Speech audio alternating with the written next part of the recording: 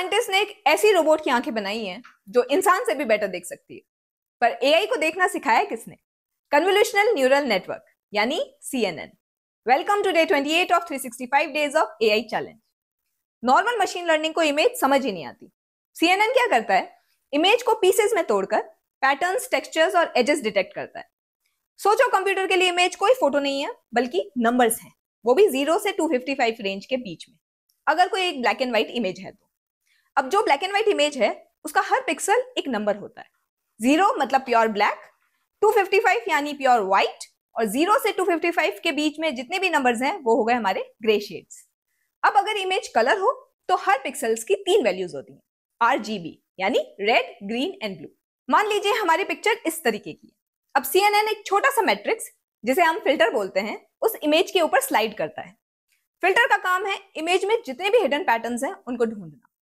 एक filter edges पकड़ता है, दूसरा कॉर्नर्स, तीसरा टेक्सचर्स। तो लेयर पे लेयर फिल्टर्स बढ़ते चलते हैं और एआई की नजरें और शार्प होती चलती हैं।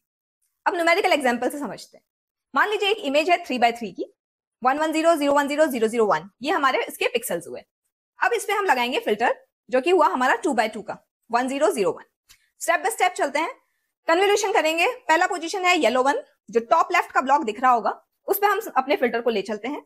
अब फिल्टर क्या करेगा? इसको मल्टीप्लाई करेगा एंड ऐड करेगा, यही हमारा कन्वोल्यूशन होता है। तो 1 into 1 plus 1 into 0 plus 0 into 0 plus 1 into 1, तो आंसर आया 2। अब सेकंड पोजीशन पे चलते हैं, वो ब्लू 1। अब ब्लू 1 पे स्लाइड किया हमारा फिल्टर 1010। अब मल्टीप्लाई करेंगे 1 into 1 plus 0 into 0 plus 1 into 1 plus 1 into 0 and plus 0 into 1 equals to 1। अब हम थर्ड पोजीशन पे चलते हैं, दैट इज ग्रीन, 0100। वापस मल्टीप्लाई करेंगे एंड ऐड करेंगे 0 into 1 plus 1 into 0 plus 0 into 0 plus 0 into 1 equals to 0।